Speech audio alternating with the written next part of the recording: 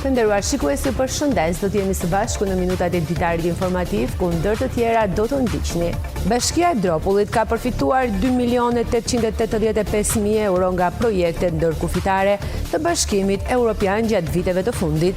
Këto fonde po përdoren si për përmirësimin e infrastrukturës, ashtu edhe për pastrimin e mjedisit. Në bashkinë e Tepelenës është vërejtur një ulje e numrit të familjeve që trajtohen me ndihmë ekonomike me rreth 15 familje. Sipas të dhënave, kjo lidhet kryesisht me punësimin sezonal që ka ofruar mundësi të përkohshme punësimi për banorët. Në qarkun e Gjirokastrës, këtë vit janë kultivuar rreth 1.100 hektar tokë me misër. Specialistët e bujqësisë theksojnë se kjo është një periudhë delikate për këtë kulturë që kërkon monitorim dhe kujdes të vazhdueshëm nga fermerët. Strukturat vendore në Dropull po vazhdojnë përpjekjet për sensibilizimin e opinionit publik për sa i përket evitimit të rasteve të zjarrit brenda zonave të banuara. Problem ngelen shkurret rreth banesave të emigrantëve. Ju njohim tani më gjerësisht, Bashkia e Dropullit ka përfituar 2.885.000 euro nga projekte ndërkufitare të Bashkimit Evropian gjatë viteve të fundit. Këto fonde po përdoren për përmirësimin e infrastrukturës, ashtu edhe për pastrimin e mjedisit. Pas buxhetit të shtetit dhe fondeve që akordon qeveria shqiptare nëpërmjet Fondit të Zhvillimit, projektet ndërkufitare të Bashkimit Evropian janë donatori i dytë për Bashkinë e Dropullit. Në 6 vitet e fundit, kjo njësi vendore ka përfituar fonde nga 12 projekte të Bashkimit Evropian, të cilat arrin shumën 2.885.000 euro. Konkretisht, nga Interreg ka përfituar 7 projekte me një shumë fondesh 1.305.000 euro, ndërsa nga Interreg 4 Greqi-Shqipëri, por edhe Itali-Shqipëri ka përfituar 5 projekte me shumën 1.580.000 euro. Është projekti BIMED që është e rëndësishme për klasifikimin e mbetjeve urbane dhe për cilësinë si duhet të punohet për të mbajtur një vend sa më të pastër kemi mundësi, ndërsa projekti tjetër Adrion është për të mbajtur një mjedis sa më të pastur, për të mbajtur ajrin sa më të pastër në bashkinë e Dropullit, po në tërë qarkun e Gjirokastrës. Në kuadrin e zhvillimit të turizmit dhe mbrojtjes së florës dhe faunës, do të investohet nga fondet europiane edhe për rikonstruksionin e pjesëm të segmentit rrugor stacioni Pijor-Hlomo në Pogonin Malor. Një pjesë e rrugës së Pogonit e kemi përfituar nga projekt Extrovert, plus projekte të tjera që i presim në vazhdim. Madje, Bashkia e Dropullit ka përfituar edhe nga projekte të tjera europiane, pa qenë pjesë e tyre, siç është rasti Muzeut të Djathit, ku është ofruar vetëm një objekt social, ish shkolla në fshatin Grapsh. Në bashkinë e Tepelenës është vërejtur një ulje e numrit të personave që trajtohen me ndihmë ekonomike me rreth 15 familje. Kjo ulje lidhet kryesisht me punësimin sezonal, i cili ka ofruar mundësi të përkohshme punësimi për banorët e kësaj zone. Në bashkinë e Tepelenës është vërejtur një ulje e numrit të familjeve që trajtohen me ndihmë ekonomike me rreth 15 familje, veçanërisht gjatë këtij muaji. Arsyeja kryesore lidhet me punësimin sezonal, kryesisht në sektorin e bujqësisë apo atë të turizmit, që ka ofruar mundësi të përkohshme punësimi për banorët. Aktualisht në këtë bashki trajtohen me ndihmë ekonomike 270 familje. Trajtohen 121 familje. Aktualisht, të fondet 6% trajtojnë 12 familje dhe të fondet e bashkisë janë 84 familje që trajtojnë me ndihmë ekonomike. Në total Bashkia e Tepelenës ka 217 familje që trajtojnë me ndihmë ekonomike. Gjatë kësaj periudhe kemi pasur një ulje, sigurisht që sistemi i pikëllimit penalizon 6 muaj familjen për arsye mos firme, sepse është madhore dhe duhet ta firmosi vetë. Në moment që bie nga skema e pikëllimit, niveli familjeve që dalin, bie dhe fondi 6%. Përfituesit e ndihmës ekonomike vazhdojnë të mbështeten në raste të veçanta, ndërsa strukturat vendore theksojnë se janë duke ndjekur nga afër dinamikën e situatës ekonomike për të qenë më efektiv në mbështetjen sociale. Në qarkun e Gjirokastrës, këtë vit janë kultivuar 1.100 hektar me kulturën e mistrit. Specialistët e bujqësisë theksojnë se kjo është një periudhë delikate për këtë kulturë dhe se kërkohet angazhim dhe kujdes i vazhdueshëm nga fermerët. Në qarkun e Gjirokastrës, këtë vit janë kultivuar rreth 1100 hektar tokë me misër. Specialistët e bujqësisë theksojnë se kjo është një periudhë delikate për këtë kulturë që kërkon monitorim dhe kujdes të vazhdueshëm nga fermerët. Gjirokastra është një zonë intensive e kultivimit të misrit, është periudha determinante për përcaktimin e ku hidhen bazat për marrjen e një prodhimi të mirë, pothuajse është ajo zonë intensive e kultivimit të misrit, zona e Dropullit dhe Libohovës, ndërsa në gjithë territorin tjetër sipërfaqet janë të kufizuara, pra pothuajse janë ato shifra. Pineri apelon që fermerët të jenë të vëmendshëm në të gjitha etapat e zhvillimit të bimës, duke vijuar me masat e duhura të kujdesit dhe trajtimit.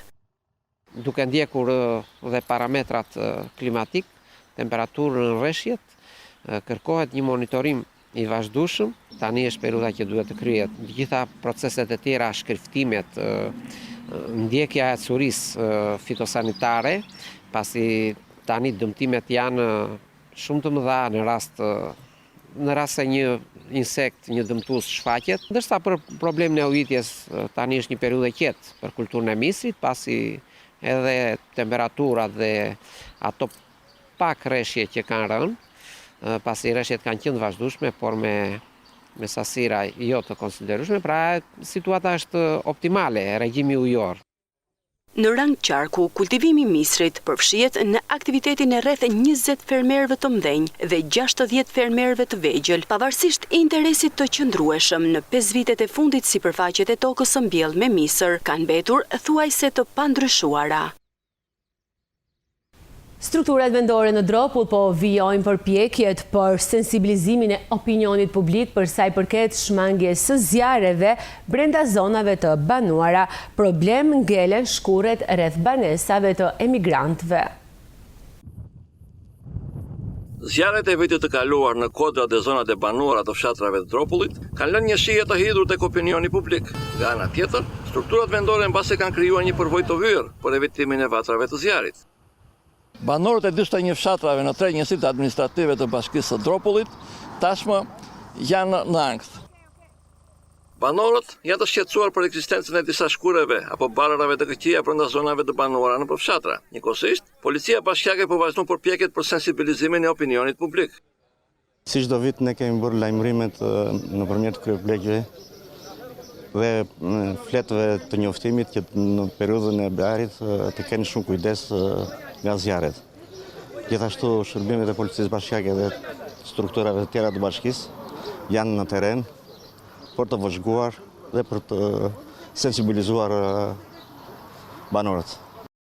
Gjithsesi, shtëpitë e emigrantëve të cilat janë të mbyllur aktualisht përbëjnë një rrezik potencial për të krijuar vatra zjarri. Shumë banorë të zonës tonë janë në emigracion dhe detyrimisht edhe shtëpitë e tyre janë të papastruara. Edhe me ata ne kemi punuar që si kemi sensibilizuar dhe i kemi lajmëruar që kur të vinë të marrin masat për prerjen e barrave.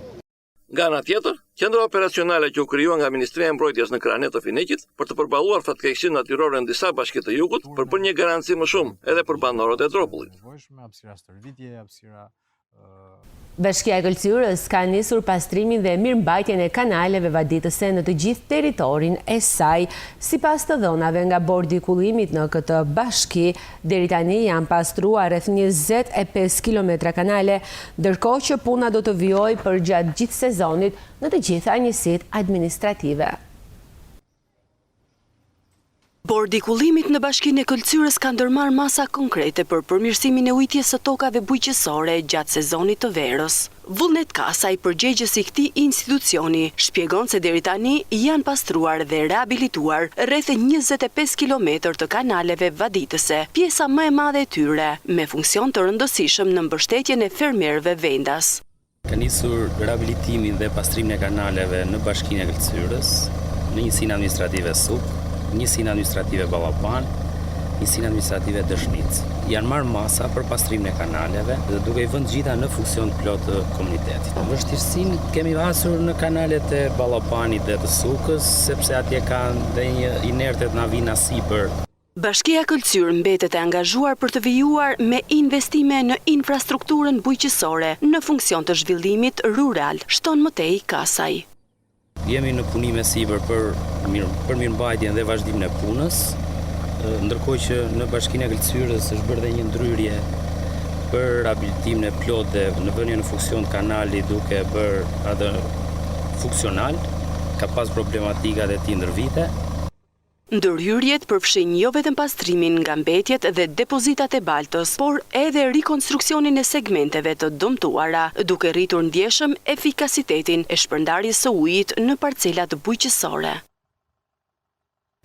Në pazarin e Gurë të Gjirokastrës, artizanët vjojnë të promovojnë dhe të ruajnë trashëgiminë tonë kulturore. Artizane Buqe Mukua realizon me dorë kostume popullore dhe historike, të cilat tërheqin vëmendjen edhe të vizitorëve dhe të koleksionistëve. Në qendrën e artizanatit në pazarin e Gurë të Gjirokastrës, mjeshtria qëndistare Buqe Muka realizon veshje popullore të prezantuara në shekuj nga figura dhe emra të njohur të historisë. Me gjilpërën e qëndistares, ajo ka punuar kostumin popullor të veshur nga poeti ynë kombëtar Naim Frashëri, por edhe figura të tjera historike. E kemi filluar me veshjen e shkrimtarit Naim Frashëri, që ka jetuar në shekullin e 19 dhe pikërisht në fund të shekullit e 19 ka realizuar një fotografi me veshjen tradicionale të jugut. Në atë periudhë, nëse ne do t'i referohemi historisë, rilindasit patën një dëshirë për ta risjellë në vëmendje veshjen tradicionale, sepse po humbiste në ndikimin otoman, dhe një ndër to ishte Naim Frashëri, nga figurat patriotike. Jashtë kujdesit artizanes gjirokastrite nuk kanë ngelur as kostumet popullore të jugut, të veshura në vite nga emrat e njohur të skenës artistike të folklorit dhe traditës. Puna e kësaj qëndistare e ka tërhequr vëmendjen e turistëve si dhe koleksionistëve të ndryshëm, duke mundësuar ruajtjen dhe promovimin e vlerave të traditës.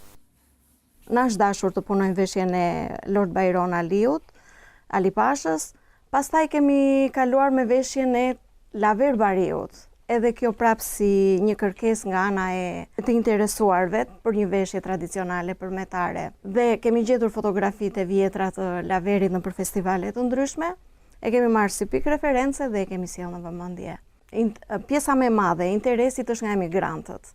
Dhe në momentin që ua përmend faktin Tafili, Laveri, Naimi, diçka i impresionon më tepër. Ne përpiqemi që të bëjmë një punë cilësore, të qëndrojmë sa më autentike, ka tërhequr dhe vëmendjen e koleksionistëve, ose të atyre që e njohin mirë veshjen dhe duan ta kenë pjesë të tyre të një veshje të realizuar.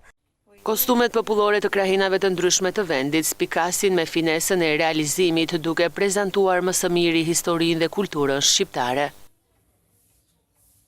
Të nderuar shikues, ishte gjithçka e përgatitur për këtë ditar informativ. Ju faleminderit për vëmendjen, shikim të këndshëm të programeve në vazhdim. Bashk, miru takofshim.